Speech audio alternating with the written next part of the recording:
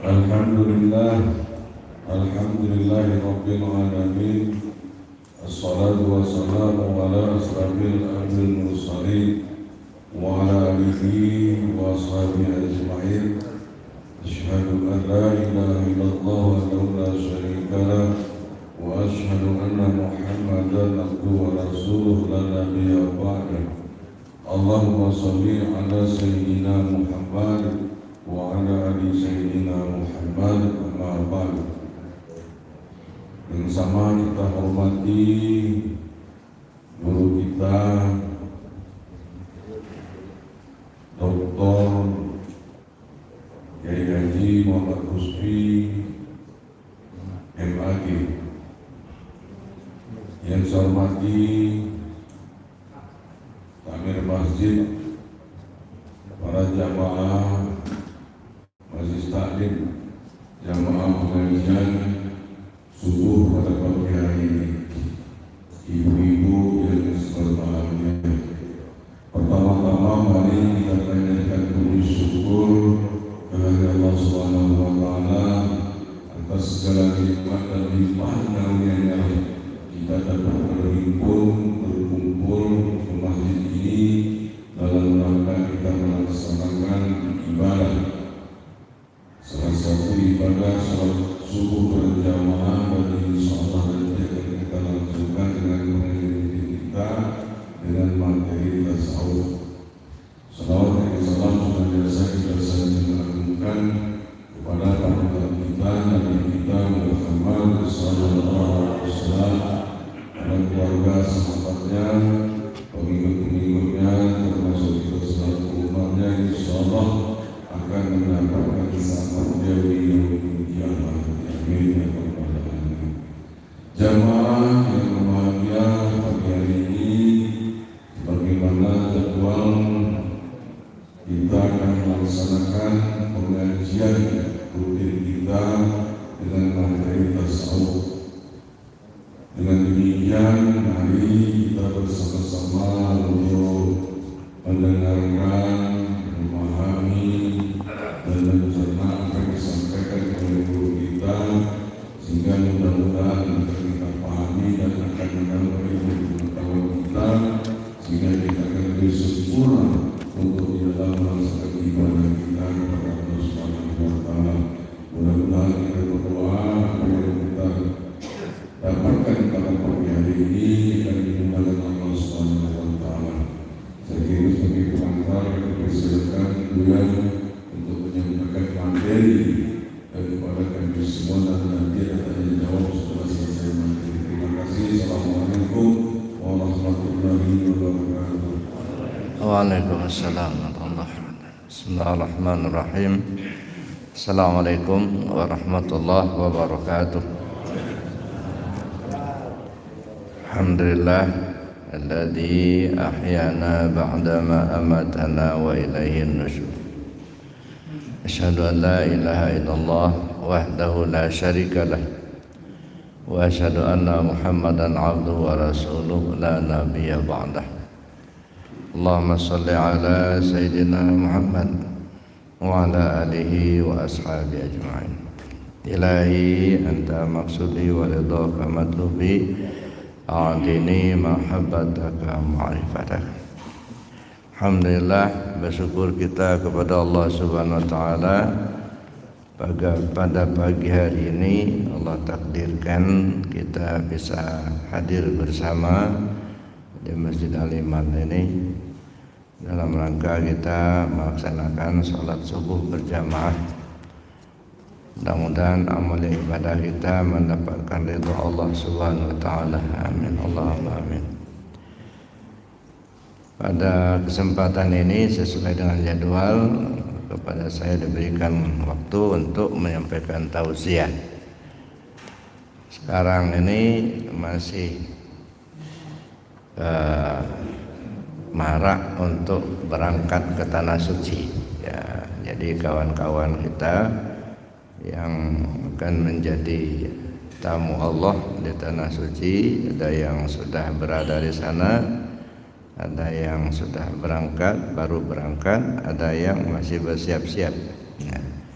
ada baiknya pada kesempatan ini kita mencoba memahami tentang haji.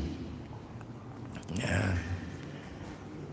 Jadi di dalam kitab Sirul Asrar yang ditulis oleh Sultan Aulia Syaikhul Qadir Jalani Qaddasallahu sirrahu aziz, beliau mengatakan al-faslus samin al-faslus samin asyar fi bayani hajj syariah wa tariqah.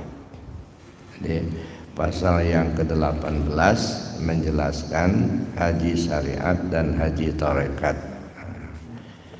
Jadi dalam Islam kita mengenal ada yang disebut dengan rukun Islam.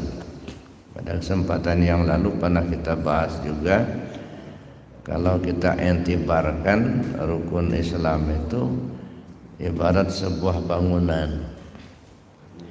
2 kalimat syahadat itu pondasi atau tempat berdirinya bangunan. Salat itu ibarat tiang. Puasa itu ibarat dinding. Zakat itu ibarat pintu dan jendelanya. Haji itu ibarat atapnya. Jadi sempurnalah sebuah bangunan. Setelah bangunan itu berdiri, pondasi sudah ada, tempat berdiri bangunan, tiangnya sudah ada, dinding sudah, pintu jendela ada, atap ada.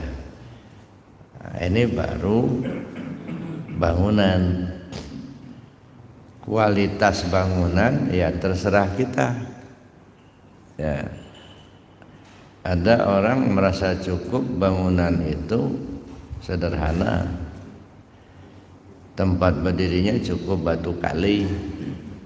Nah, di kampung-kampung kan ada rumah yang besar tapi alasannya batu kali aja cukup, bisa ditempati juga.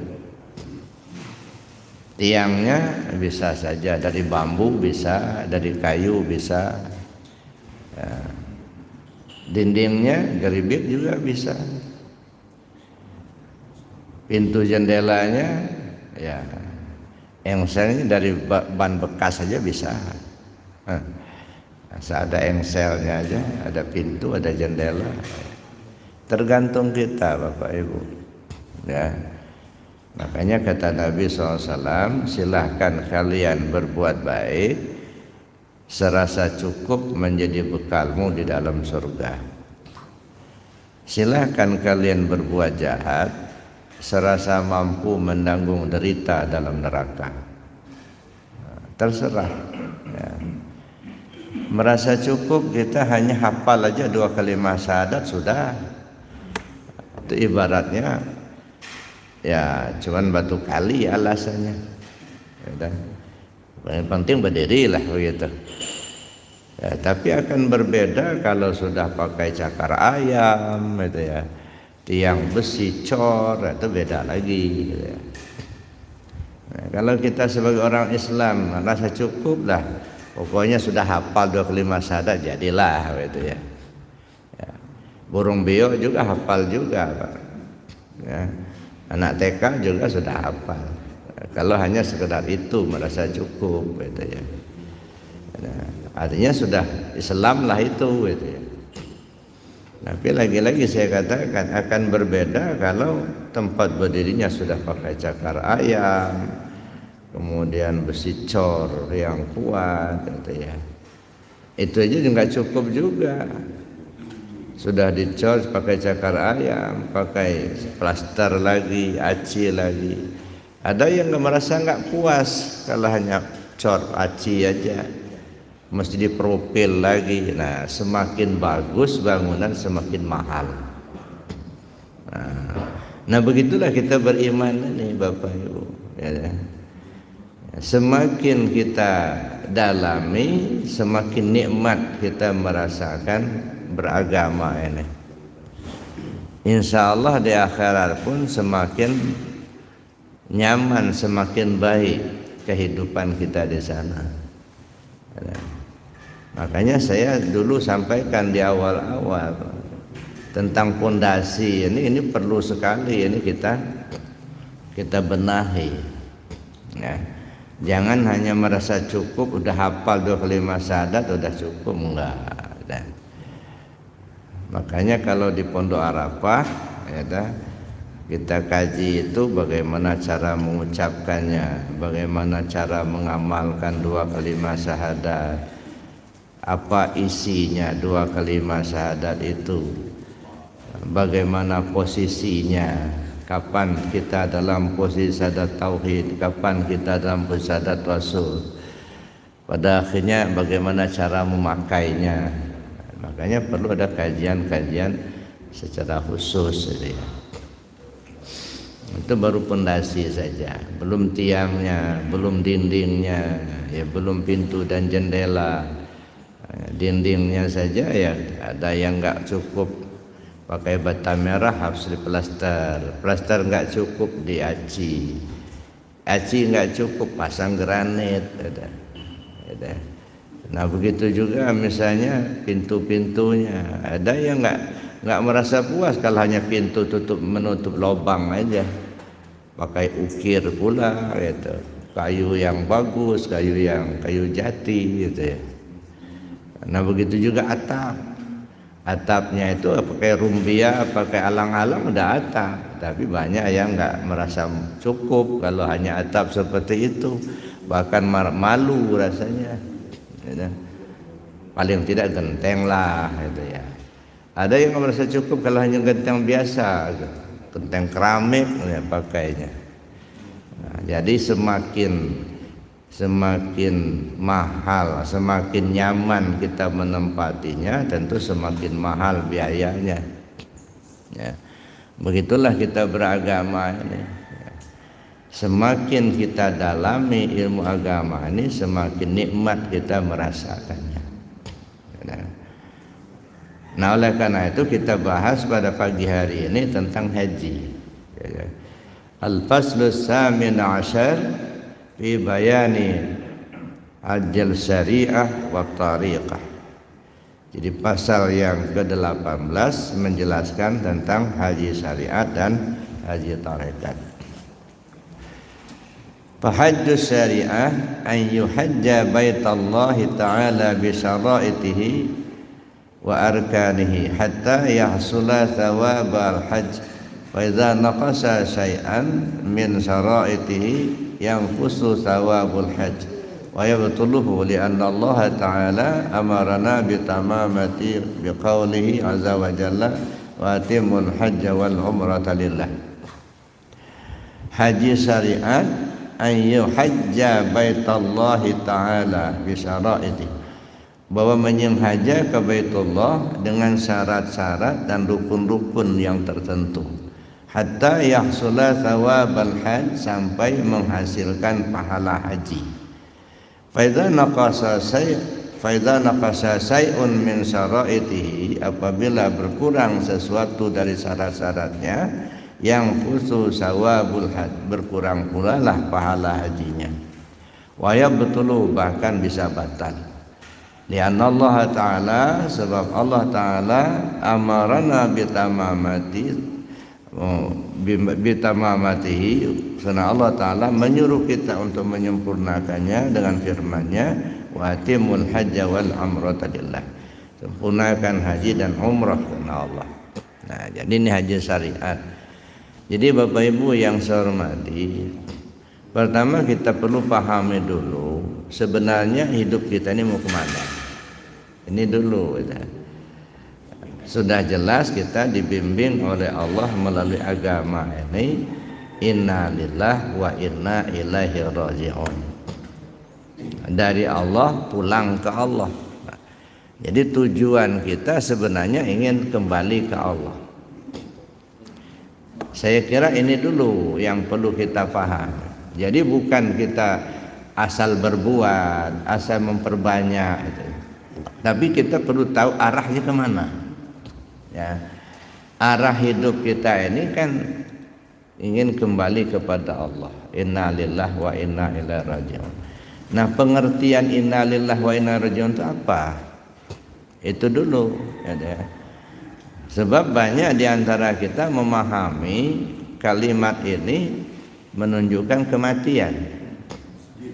Inna lillahi wa inna ilaihi raji'un itu menunjukkan kematian.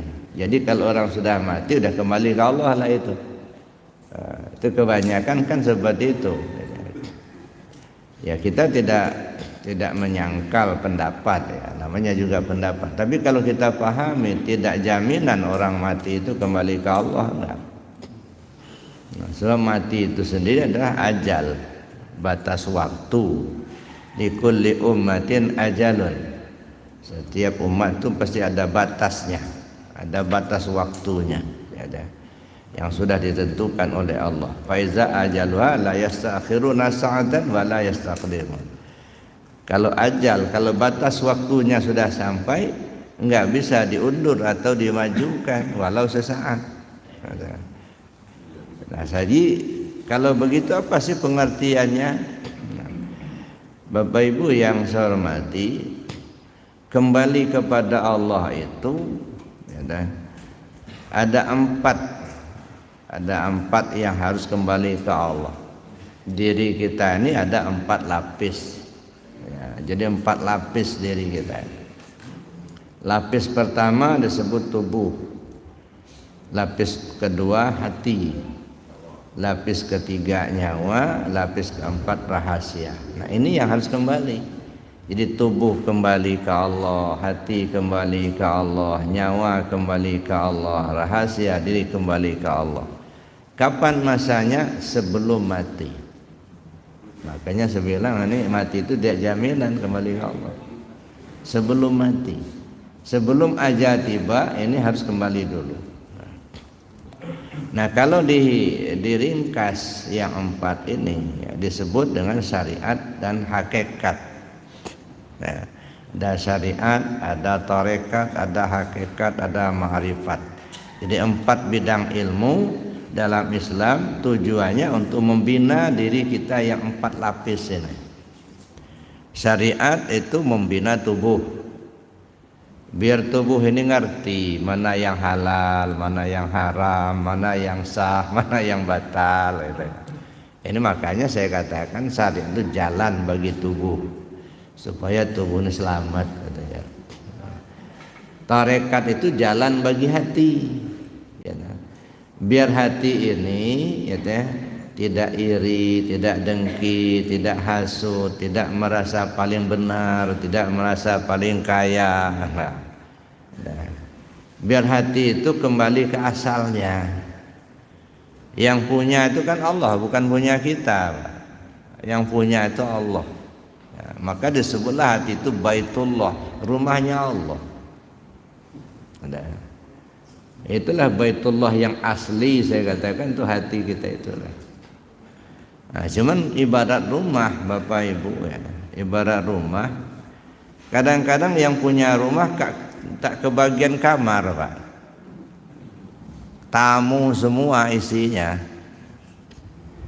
Nah, kalau sudah begitu bagaimana kita akan tenang hidup kita? Yang ngisi rumah itu tamu semua, yang punya rumah nggak kebagian tempat. Sawah masuk hati, mobil masuk hati, belum lagi masalah keluarga, masalah tetangga, masalah kantor, banyak lagi. Ada masalah kredit macet lah ya. Semua masuk ke hati semua, penuh. Nah, sampai-sampai yang punya rumah nggak kebagian, jarang diingat. Ya. Yang diingat dunia inilah, bagaimana karirnya naik, bagaimana dagangnya laris, bagaimana duitnya banyak. Wah, itu yang nyunsek di dalamnya. Nah, yang punya rumah nggak kebagian, nggak diingat, nggak kembali ke Allah, nggak hati ini. Nah, bagaimana nggak ruwet hidup ini? Maka jangan heran begitu pensiun langsung stroke Pak. Nah banyak masalah nggak kembali ke Allah. Ala bidzikrillahi tatma'innul qulub. Ketahuilah dengan mengingat Allah hatimu menjadi tenang. Nah kalau kembali ke Allah baru tenang. Nah, bagaimana caranya hati ini supaya dia kembali ke Allah? Ya, jalannya tarekat. Jadi belajar tarekat itu sebenarnya belajar memanage hati. Tapi orang kadang-kadang ketakutan Pak belajar tarekat itu. Jangan, belajar tarekat itu gila kamu nanti. Nah, maka saya bilang orang kadang-kadang nggak mau belajar tarekat itu kenapa? Karena isi otaknya cuma dua Pak, gila sama bid'ah, itu aja. Kalau gila nanti stres, nggak enak dilihat orang, nggak sempurna akal. Kalau bid'ah masuk neraka, udah payah-payah beramal di akhirat masuk neraka pula, siapa pula yang mau? Makanya banyak orang nggak mau belajar tarekat itu, karena itulah isi otak cuma dua itulah, ada bid'ah sama gila. Nah sekarang buang jauh-jauh pemikiran yang seperti itu Pak. Kita dibodoh-bodohin ya.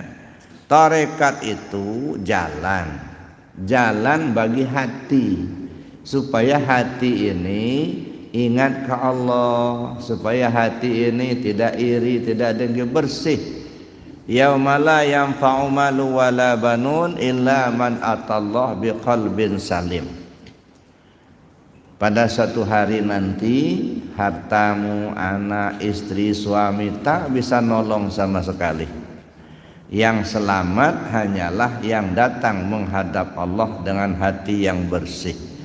Bersih dari apa? Bersih dari selain Allah. Nah ini yang agak susah Pak, membersihkan hati dari selain Allah. Ya, selain dari Allah singkirkan. Makanya dulu ada kisah Abu Yazid Al-Bustami panggil muridnya, sini. Begitu datang muridnya tanya, nama siapa? Astagfirullah Tuan Guru, saya ini sudah 20 tahun mengabdi di rumah ini, di rumah Tuan Guru ini. Masa Tuan Guru enggak tahu nama saya? Bukan begitu kata Abu Yazid Al-Bustami. Qaddasallahu alaihi. Dalam hati saya enggak ada nama yang lain kecuali nama dia sendiri. Makanya nama yang lain tuh enggak ada di tempat di hati saya. Maka saya tanya, nama kamu siapa? Ya. So, di sini enggak ada nama yang lain. Begitulah guru mengajar murid gitu. Ya. Nah, tapi jangan tiru-tiruan Pak kalau belum sampai makamnya. Siapa nama kamu? Enggak tahu Pak nama. Masa Bapak enggak tahu sudah sekian lama? Di sini hanya ada satu nama. Bohong. Kita belum sampai Pak ke sana Pak. Ya, jadi artinya dalam hati ini gimana mengukir hanya ada satu nama.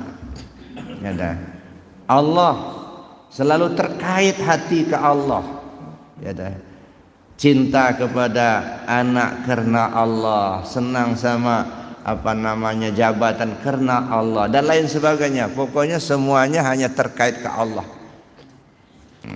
Jadi itu yang tarekat itu jalan bagi hati supaya hati kita ini bersih.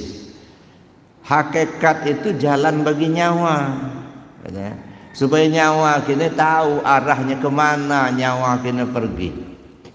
Ya.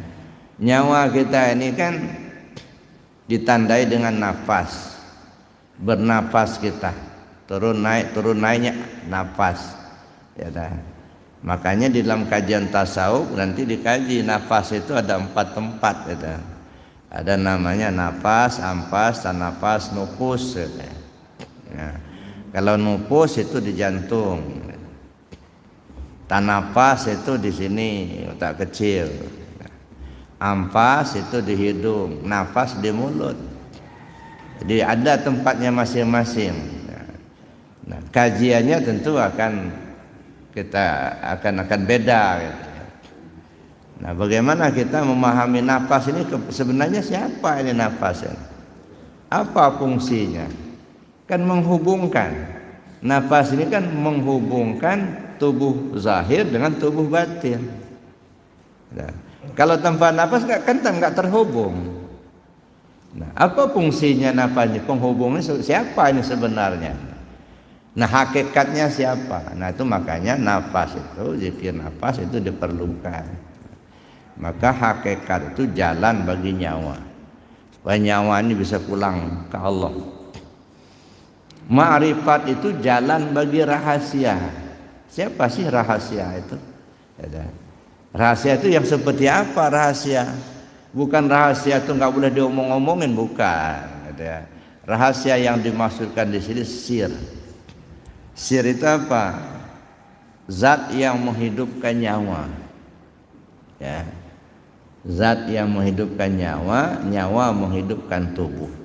Nah, kita kembali, kita nggak bisa nerka-nerka Pak, siapa ini nyawa, siapa ini tubuh, siapa ini rahasia. Kita kembali tanya sama Rasul nanti ya. Ana abal arwah wa Adam abal basar, kata Nabi. Saya ini bapak semua tubuh, sama ruh. Adam itu bapak semua tubuh. Nah lalu rahasia siapa? Nah, tanya lagi sama Rasul. Kata Rasul, ya, Allah sudah menjelaskan. Al-insan sirri wa ana sirruhu. Manusia rahasiaku, aku itu ya rahasianya manusia itu. Kata Allah, ini hadis qudsi. Jadi Allah sendiri yang menyatakan, saya itu ya rahasianya manusia itu. Maka wajar kalau wahwa ma'akum aina ma kuntum, Allah bersama kamu dimanapun kau berada. Cobalah cek, Bapak datang ke sini tubuhnya bersama ruh apa tubuh aja? Kan tubuh bersama ruh. Nggak mungkin tubuhnya datang ruhnya tinggal. Nah, itu saya nutu datang tapi ruhnya lagi di rumah. Nggak mungkin lah tubuhnya datang bersama ruh. Kenapa? Karena tubuh itu dihidupkan sama ruh. Ruh kita itu hidupnya sama siapa? Sama rahasia. Rahasia menunjukkan ruh. Berarti kalau ruh itu datang, berarti rahasianya ada di situ. Siapa rahasia? Kata Allah, ya aku itulah. Makanya jangan dikira kalau Allah itu hanya duduk di singgasana di langit yang ketujuh. Wa fi anfusikum afala tubsirun. Dalam dirimu sendiri kenapa kamu tak lihat? Ya, wa huwa ma'akum aina ma kuntum. Allah bersama kamu dimanapun kau berada. Ya. Makanya 4 bidang ilmu itu untuk membina 4 lapis diri. Ya, syariat membina tubuh, tarekat membina hati, hakikat membina nyawa, ma'rifat membina rahasia. Sempurna terbinanya 4-4-nya ini kembali ke Allah baru disebut insan kamil. Manusia sempurna, sempurna kembalinya ke Allah. Kalau sekarang ini mungkin ya kita sudah kembali ke Allah juga. Tubuh kembali ke Allah itu apa? Tubuh kembali ke Allah itu artinya aktivitas kehidupan dalam keseharian mengacu kepada aturan Allah dan Rasul. Yang halal ambil, yang haram buang. Perintah laksanakan, larangan tinggalkan. Kalau itu sudah kita lakukan, alhamdulillah satu dimensi berhasil. Tubuh dah kembali ke Allah kan? Ya. Kalau masih judi, masih sholatnya enggak, nah itu tubuh aja belum balik, bagaimana hatinya? Makanya diusahakan yang pertama kali itu yaitu syariatnya ini dulu. Tubuhnya balik dulu ke Allah gitu. Maka saya katakan tadi, tubuh kembali ke Allah itu artinya apa? Aktivitas kehidupan kita mengacu kepada aturan Allah dan Rasul. Kalau itu sudah, nah, naik ke yang kedua, hati kembali ke Allah. Apa itu hati kembali ke Allah? Terpaut hati hanya kepada Allah saja. Tak tersangkut lagi hati ini kepada apa dan siapa. Nggak nyangkut ke harta, nggak nyangkut ke jabatan, nggak nyangkut ke makhluk, nggak. Tersangkut hanya ke Allah saja. Ya. Nah, kalau hati sudah tersangkut kepada Allah, yang lainnya kecil Pak urusannya. Ya. Masalah jabatan, oh kecil urusan jabatan Pak. Ya. Tapi kita ini kadang-kadang justru itu yang direbutkan itu. Ya, sampai-sampai pokoknya korban nyawa yang penting dapat. Ya. Enggak peduli kita akan melanggar aturan Allah, enggak, yang penting dapat. Padahal Allah Rasul sudah ingatkan, ar-rasi wal murtasi la'anallah. La'anallahu ar-rasi wal murtasi. Allah mengutuk orang yang menyogok dan yang disogok. Udah jelas-jelas itu 14 abad yang lalu diperingatkan Rasul. Allah mengutuk orang yang menyogok dan yang disogok. Cuman akhirnya zaman sekarang kalau nggak begitu nggak dapat Pak. Ujungnya terjerumus juga jadinya. Ini jadi artinya hati kembali ke Allah itu hati yang tersangkut ke Allah aja. Nah, bagaimana memanage hati ini supaya ingat ke Allah itu ya? Jalannya tarekat. Tarekat apa? Belajar zikir. Ya. Belajar zikir, ajarlah hati itu untuk zikir dulu gitu. Zikir itu yang bagaimana? Nah, zikir ini kan ada tingkatan-tingkatannya. Ada zikir syariat, zikir tarekat, zikir hakikat, zikir ma'rifatnya. Kalau zikir syariat itu apa? Ucapan dan perbuatan. Ada orang makomnya di zikir syariat ini, senangnya dia hanya yang bersuara. Ya, subhanallah walhamdulillah wa la ilaha illallah wallahu akbar. Bagus. Ini zikir syariat. Ya. Ada juga yang ya pokoknya kalau sudah bersuara yang alun-alun, suara yang merdu senang gitu ya. Gitu. Itu makom kita masih berada di situ. Tapi ada orang yang enggak begitu senang yang begitu-begitu, tapi tidak benci juga enggak gitu ya. Tetap juga dia lakukan sekali-sekali gitu. Tapi enggak makomnya di situ enggak. Dia inginnya hanya yang diingat. Nah, masuk kepada yang diingat. Maka zikir tarekat itu zikir yang diingat. Ingat hati ke Allah. Ada. Dia kalau sudah nyebut-nyebut begitu ya tidak begitu sering gitu ya. Tapi gimana ngingat? Ya. Apa artinya sebutan mulut tapi hatinya tak ingat sama Allah? Ya. Nah, itu yang kedua. Jadi zikir tarekat itu ingat hati ke Allah. Makomnya di situ. Ya, makanya belajar tarekat itu nggak bisa dipaksa Pak. Ya, fazkurullah ala ma hadakum. Berzikirlah kepada Allah sesuai yang diberi petunjuk. Ada orang diberi petunjuk di makom syariatnya saja. Diajak-ajak masuk tarekat nggak bakal mau nggak. Karena disitulah makomnya dia. Maka kita nggak bisa salahkan. Ya. Saya untuk kok nggak mau sih belajar tarekat sudah diajak-ajak, nggak bisa disalahkan. Itu makomnya dia sampai di situ. Cuman tugas kita menyampaikan aja. Wa ma alaina illal balaghul mubin. Tugas kita nyampaikan. Sudah sampai ya sudah.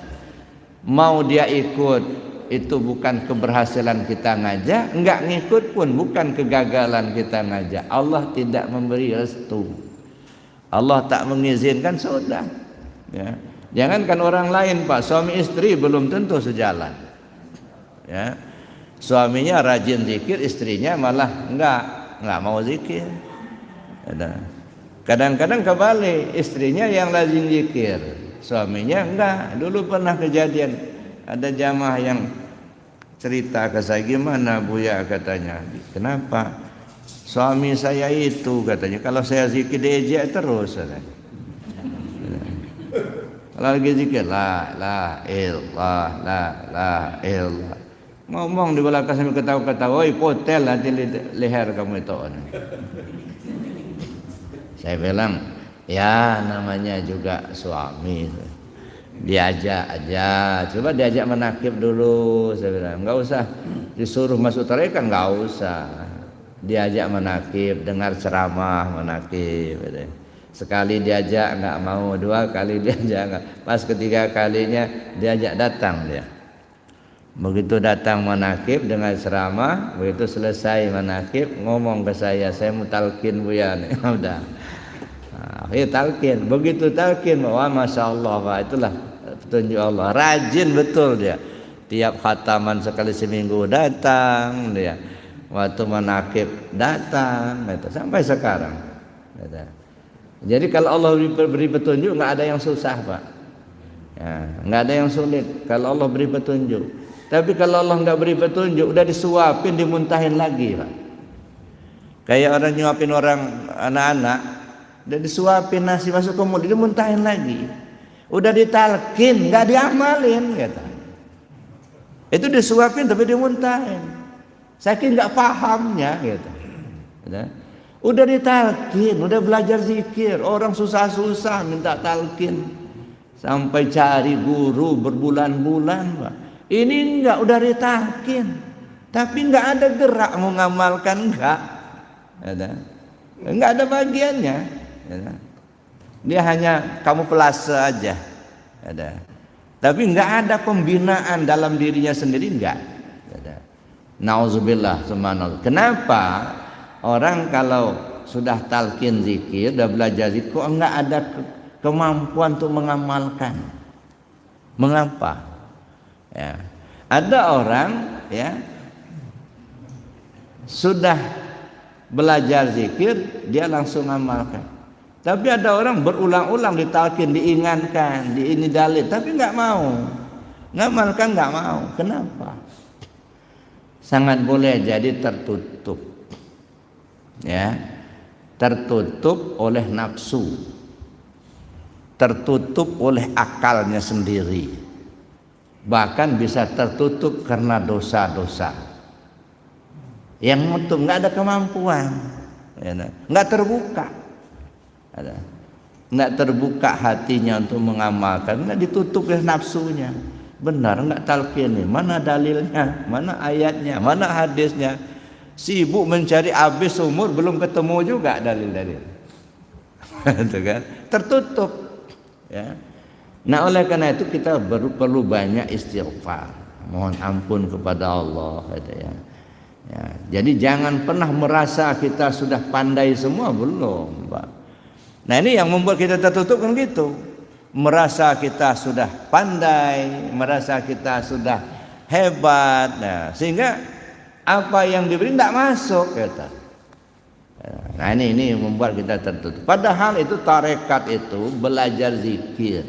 Belajar zikir itu belajar membersihkan hati, supaya hati kita ini condongnya ke Allah, hati kita ini cintanya ke Allah, mahabbahnya ke Allah, terpautnya hati ke Allah aja.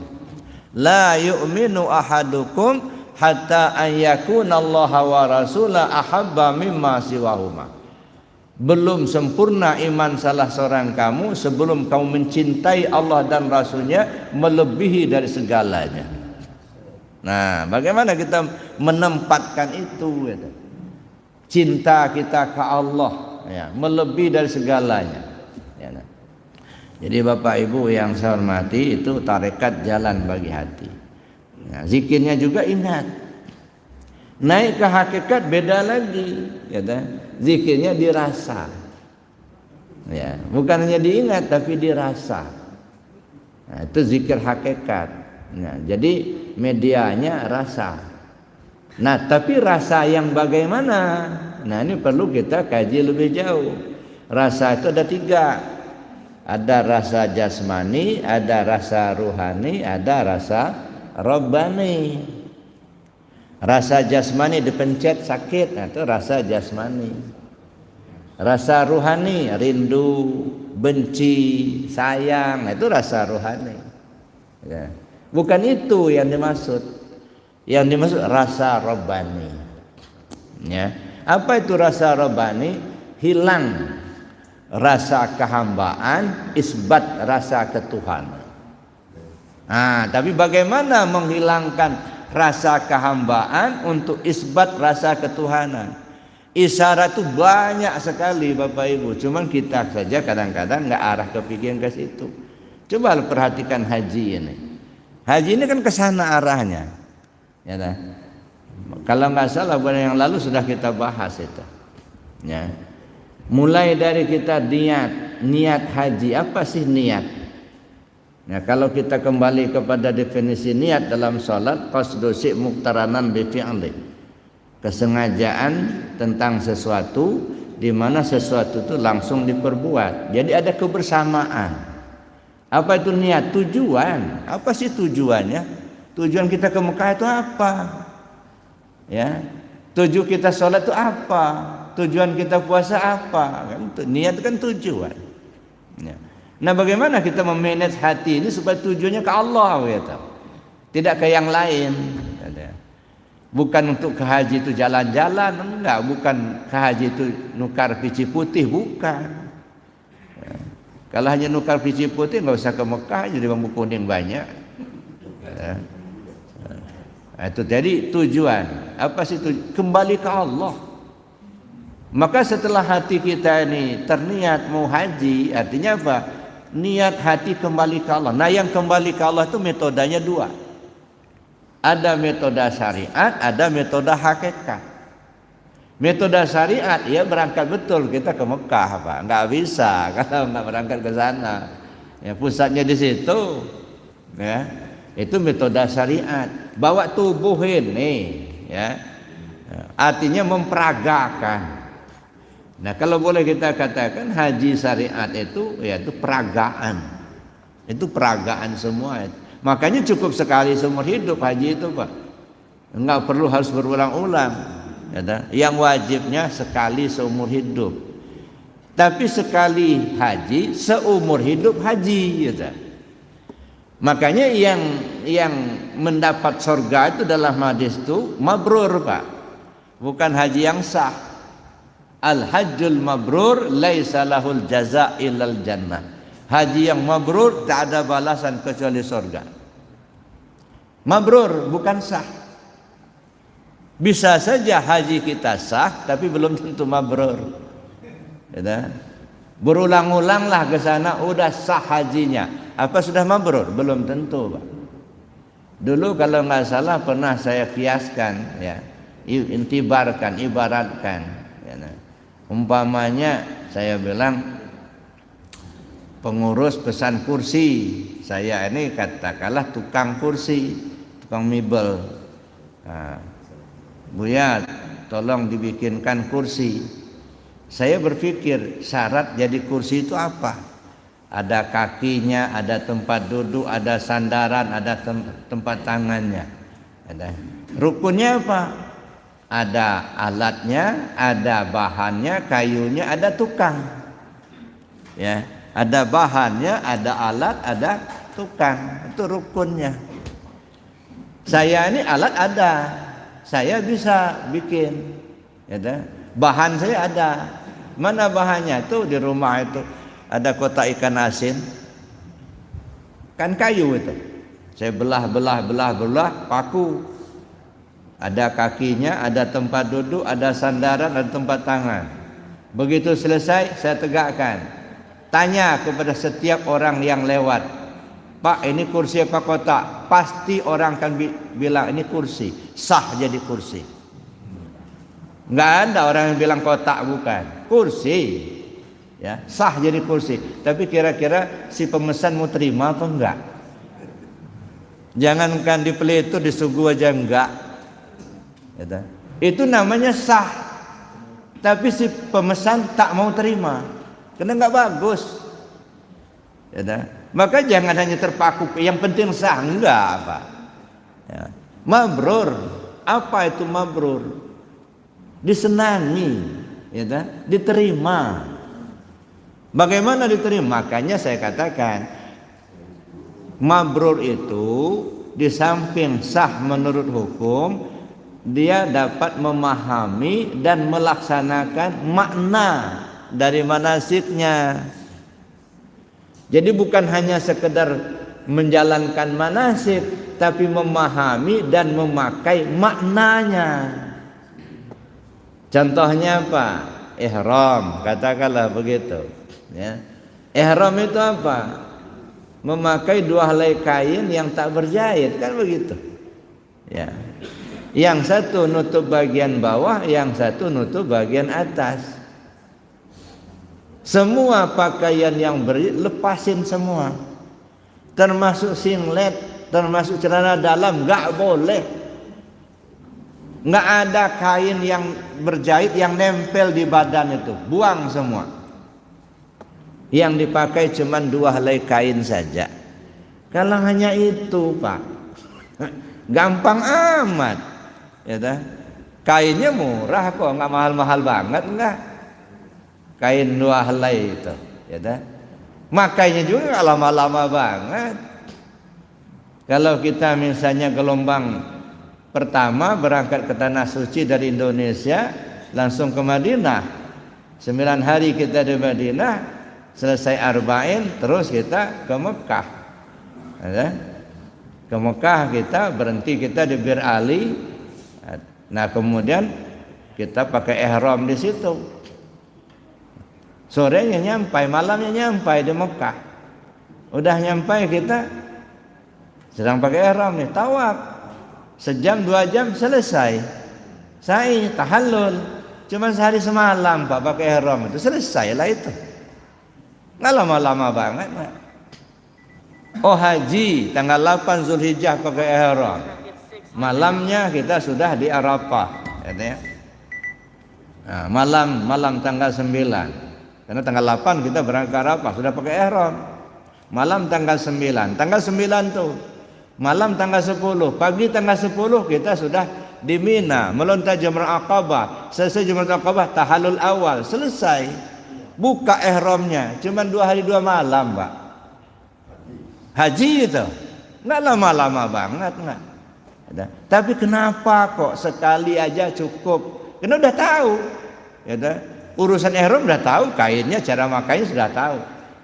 Apa sudah mabrur? Belum tentu. Nah, bagaimana supaya mabrur? Makna ihramnya pakai. Ya, selesai kita pakai ihram kain, makna ihramnya itu yang dipakai seumur hidup itu. Apa itu? Tanggalkan semua pakaian yang berjahit, pakailah yang tak berjahit. Maksudnya apa? Tanggalkan pakaian kehambaan, pakailah pakaian ketuhanan. Mana pakaian kehambaan? Iri, dengki, hasud, hubul mal, hubul jah. Itu pakaian kehambaan, itu yang berjahit itu. Lalu pakaian ketuhanan yang tak berjahit, sifat Allah.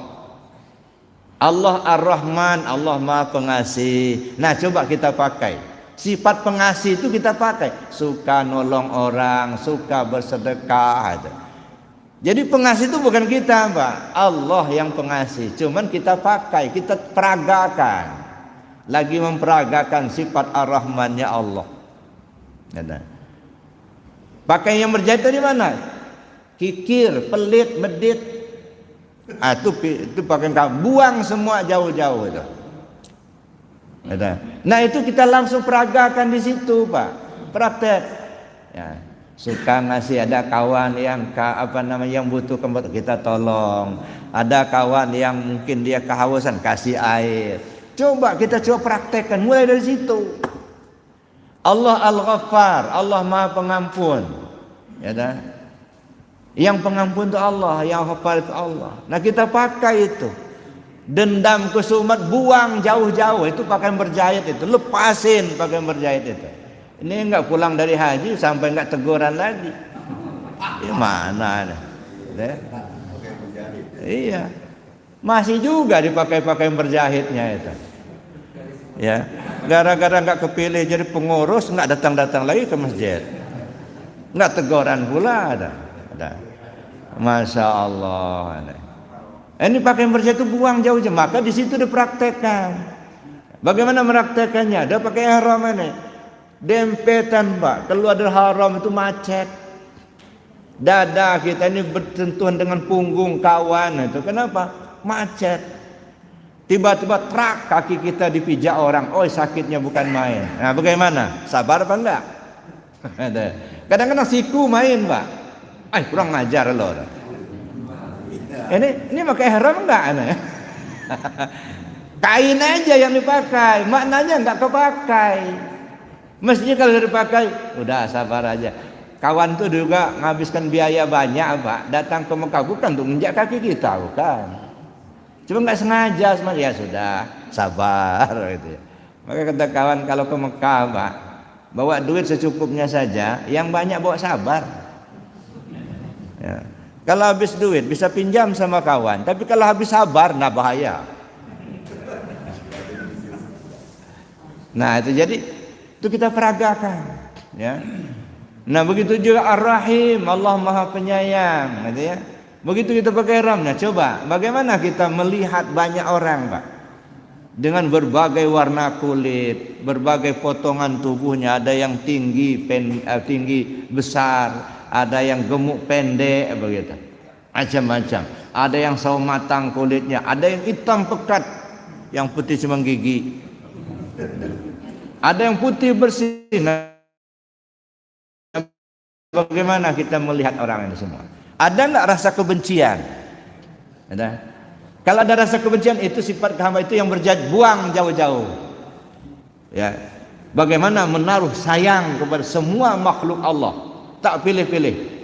Apakah dia manusia, apakah dia binatang, apakah dia kita orang Indonesia apa bukan, orang Islam apa orang kafir, terserah. Tapi ada rasa sayang. So Allah tidak pernah benci kepada hambanya. Nah, sifat-sifat inilah, makna inilah yang terpakai. Kalau sudah terpakai, nah di situ mabrurnya, Pak. Ada ya. Jadi jangan hanya mengandalkan yang penting sudah sah hajinya. Ada. Begitu sampai ke tanah air, ya enggak ada perubahan. Dendam kesumat masih, ya tak. Ada. Masya Allah. Makanya benar ya, enggak ada balasan kecuali surga itulah. Kalau mabrur, Pak. Artinya apa? Enggak ada orang yang benci, Pak. Ya. Datang kita orang terbantu dengan ada manfaatnya kehadiran kita. Tak ada kita dicari orang, gitu. Dibutuhkan. Gitu. Nggak ada orang yang benci. Kenapa? Dari perilaku kita itu sudah mencerminkan. Ya, ada manfaatnya buat orang lain. Kenapa? Makna hajinya terpakai. Wajar kalau masuk surga, Pak. Itu satu, gitu ya. Belum lagi tawaf. Apa itu tawaf? Keliling Ka'bah. Ya, Ka'bah itu kan segi 4, tapi tidak boleh zigzag, tapi harus muter. Muter itu apa? Perjalanan tanpa ujung. Seumur hidup segi 4. Nah, ada bersegi. Lini kehidupan, ada yang pengusaha, ada yang pedagang, ada yang pejabat, ada yang petani. Semua lini. Dari semua lini kehidupan bagaimana? Ka'bah ada sebelah kiri, muter. Artinya apa? Jalani kehidupan di poros ketuhanan. Silakan jadi pejabat, ingat hati ke Allah. Silakan jadi petani, petani yang ingat hati ke Allah. Silakan jadi pedagang, pedagang yang ingat hati ke Allah. Poros ketuhanan. Jangan lepas di situ. Muter terus. Apapun kelakuan kita, apapun peran kita, tapi ingat hati ke Allah. Itu tawaf. Masuk lagi kita ke sa'i. Sa'i apa? Lari-lari, sapa, marwah, marwah, sapa. Nah, kalau hanya di situ sa'i situ gampang, Pak. 1 jam selesai. Ya, makanya saya bilang peragaan saja itu. Ya, tapi kalau kita enggak memahami isinya, hanya bangga sudah haji, tapi mana perilakunya enggak mencerminkan. Ya, lari-lari, sapa, marwah, marwah, sapa. Artinya apa? Wasari'u ila maghfiratin min rabbikum wa jannatin 'arduha samawati wal ard u'iddat lil muttaqin. Bersegeralah kamu memohon ampun kepada Tuhanmu dan bersegeralah kamu meminta surganya, yang surganya Allah seluas langit dan bumi, disediakan untuk orang yang takwa. Maksudnya apa? Berlari-lari kita menghindar dari kejahatan. Itu sa'i. Berlari-lari pula kita mengejar kebaikan, sekecil apapun kebaikan itu. Lari-lari dikejar, walaupun hanya bersedekah seteguk air putih. Datang kita pengajian, mungkin kita hanya bisa bawa aqua 1 dus misalnya, atau bisa kita bantu pengurusnya gula hanya 1 kilo misalnya. Pokoknya gimana hidup kita ini penuh dengan kebaikan kita. Ya, berlari-lari kita mengejar kebaikan, sekecil apapun kebaikan itu. Dan berlari-lari kita untuk menghindar dari kejahatan, sekecil apapun kejahatan itu, walaupun berburuk sangka sama enggak mau lagi. Ya, ini kan enggak, kadang-kadang bukan hanya buruk sangka, Pak, dipraktekkan betul itu. Dulu, sekarang kan sudah enggak ada. Dulu di pintu rumah, Pak, ditulis maaf, tidak menerima sumbangan kecuali izin RT. Apa urusannya nyumbang ke izin RT? Katanya, Nah, kenapa? Karena banyak orang datang minta sumbangan, itu mengatasnamakan yayasan. Ya saya pikir ya sudahlah, kalau nggak ada kasih, kalau nggak ya sudah, nggak usah ditulis mau tidak menerima tamu sumbang kecuali izin RT, nggak perlulah. Ya, kalau ada kasih, kalau enggak ya kasih tahu lah, maaf Pak, maaf Dek, nanti aja ya, sekarang belum. Nah, udah, mereka juga nggak maksa kok itu. Masya Allah. Jadi itu Bapak Ibu. Jadi kalau sa'i itu, makna sa'i itu berlari-lari menghindar dari kejahatan. Sekecil apapun kejahatan itu. Dan berlari-lari pula kita mengejar kebaikan, sekecil apapun kebaikan itu. Jadi sehingga konsep hidup kita apa? Menghindar dari kejahatan, mengejar kebaikan. Nah, kebaikan yang bagaimana? Tidak usah dihitung-hitung kebaikan itu. Ya, tapi bagaimana kita sebanyak-banyaknya bikin kebaikan, ada manfaat buat orang lain. Kenapa? Kata Nabi SAW, khairun nas anfa'uhum linnas. Sebaik-baik manusia yang banyak memberi manfaat buat orang lain. Cobalah orang-orang yang kaya-kaya itu, yang duitnya miliaran itu, masa beli tas saja cuma 2 miliar? Tas apa? Coba sumbangkan sama fakir miskin itu. 2 miliar itu sudah banyak fakir miskin atau anak yatim yang terbantu. Beli tas jeng-jeng 2 miliar. Masya Allah. Mau apa hidup ini gitu? Membuang-buang apa rezeki dari Allah yang tak ada manfaatnya itu. Ya. Nah, begitu juga misalnya hanya jalan-jalan, habis 2 miliaran rupiah tiap bulan jalan main golf ke Australia. Masya Allah. Sore main golok ke Australia, nanti sorenya selesai main pulang lagi ke Indonesia. Apa nggak ada tempat di Indonesia aneh? Ada. Coba duitnya yang ke sana kasihkan sama fakir miskin. Ya, kasihkan sama mereka yang membutuhkan. Bantulah masjid atau apa pondok pesantren, itu lebih manfaat itu. Nah, jadi ini Bapak Ibu ya. Jadi bikinlah kebaikan sebanyak-banyaknya. Pada akhirnya apa? Tahallul. Tahallul. Kalau tahallul itu gunting rambut, Pak. Gampang, jangan dibayangkan hanya gunting rambut aja. Itu lagi-lagi itu peragaan. Ya. Tahallul syariatnya apa? Begitu selesai sa'i, ambil gunting, minta tolong sama teman guntingin rambut, 3 lembar, 3 helai. Udah selesai udah. Ya. Kalau dipikir apalah manfaatnya. Ya. Ujung-ujungnya kita keluar gunting lagi, cukur gundul, ya. Tapi manfaatnya Masya Allah luar biasa. Itu isyarat rambut, ya. Guntinglah ketamakan nafsu itu. Jangan tamak mencari apa harta itu. Ini enggak mau direkrut semua, ya. Sudahlah kita yang yang kita ngelola, kita juga muter di situ terus. Ya. Orang beli mobil sama kita, nanti bengkelnya sama kita, asuransinya sama kita, bensinnya kita punya Pertamina sendiri. Masya Allah. Orang lain nggak ada kesempatan, Pak. Nanti tambal ban ada tambal ban sendiri, punya kita juga. Anda sopirnya nanti jalan, rumah makan punya kita pula. Alam katamaknya, woi. Nah ini gunting rambut, apa? Rambut nafsu, ketamakan itu. Kata. Pada akhirnya apa? Wukuf ke Arafah kita, berhenti di situ. Nah, kalau wukuf di Arafah berhenti sebentar, Pak. Ya, pokoknya ada mabit di sana sudah. Ya, makanya orang safari wukuf itu karena 15 menit nongkrong mobilnya di wukuf di Arafah selesai, balik lagi ke rumah sakit. Kenapa? Wukuf itu berhenti. Tapi maksudnya apa? Wukuf berhenti. Arafah itu apa? Ma'rifat. Kepada siapa berhenti? Kepada Allah. Berhenti kepada Allah di alam ma'rifat.